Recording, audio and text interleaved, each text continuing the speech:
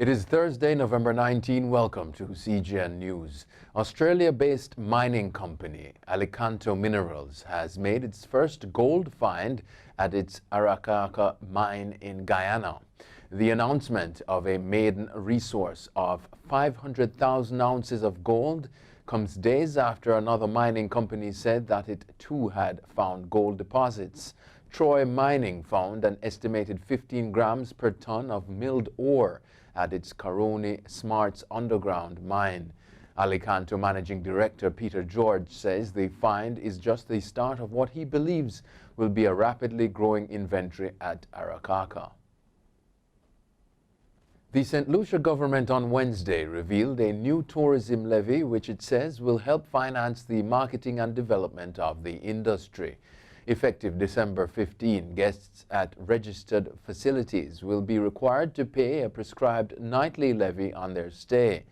In the two-tier system, guests will be charged either $3 or $6 per person per night, depending on a room rate below or above $120. A rate of 50% of the tourism levy will apply to guests who are 12 to 17 years at the end of their stay. The fee will not apply to children under 12 years. Two persons who are quarantined on a yacht are among the latest COVID-19 cases in Grenada's Carriacou Island. One of the cases is a 62-year-old male who arrived from the United States on November 14. He was PCR tested and remains in quarantine, while the other two males on the yacht, ages 63 and 64, are the first known cases in Carriacou. They arrived on November 12 from Martinique and were tested and found to be positive. The entire yacht remains in quarantine, a government release stated. All yachts entering Grenada must register on sailclair.com, the region-wide advance notification system for yachts run by Caribbean Customs Law Enforcement Council. Former Surinamese Vice President Ashwin Aden has been arrested for the alleged destruction of equipment in the vice presidential office after his party lost power in the May elections. But Rabin Parmezar, leader of the National Democratic Party, is challenging the arrest and disputes statements made by Police Minister Kenneth Amoski. Amoski said it was agreed that Aden would report with his lawyer on November 13 and again on Monday, but failed to do so. He was therefore found and arrested.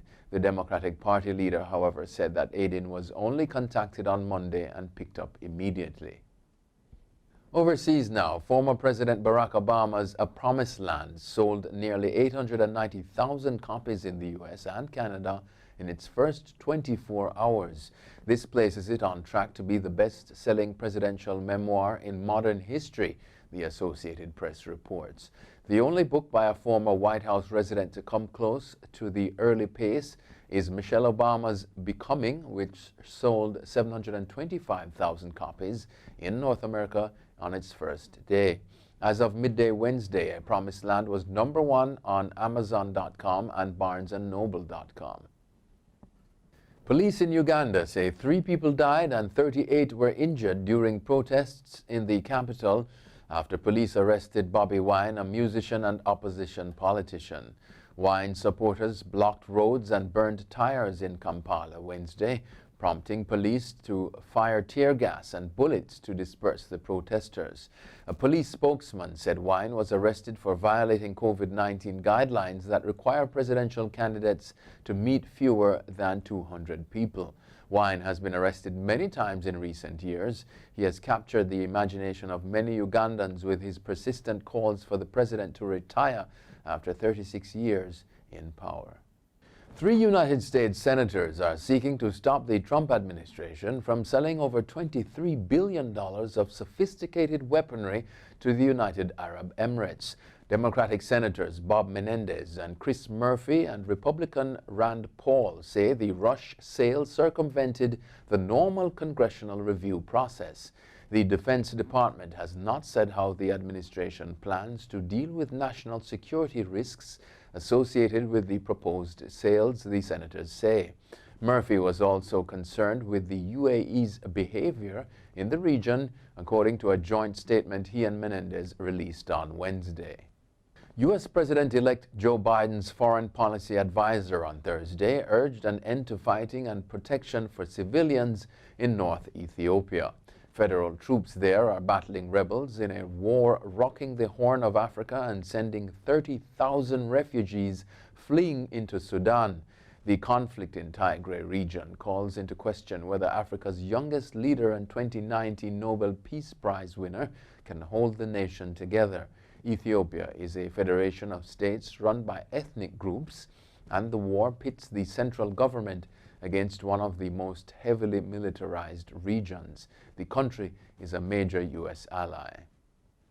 The Thai Prime Minister on Thursday threatened to use all laws possible against protesters demanding his removal and reforms to curb the powers of King Maha Vajiralongkorn.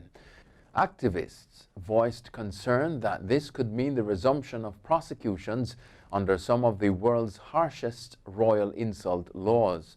The protests since July have become the greatest challenge to Thailand's establishment in years and have broken a long-standing taboo by criticizing the monarchy, which can carry a jail term of up to 15 years. On Wednesday, protesters threw paint at the police headquarters in response to the use of water cannon and tear gas that hurt dozens on Tuesday, the most violent day of protests since July. That's it for CGN News. I'm Scott Wilson. Thanks for watching.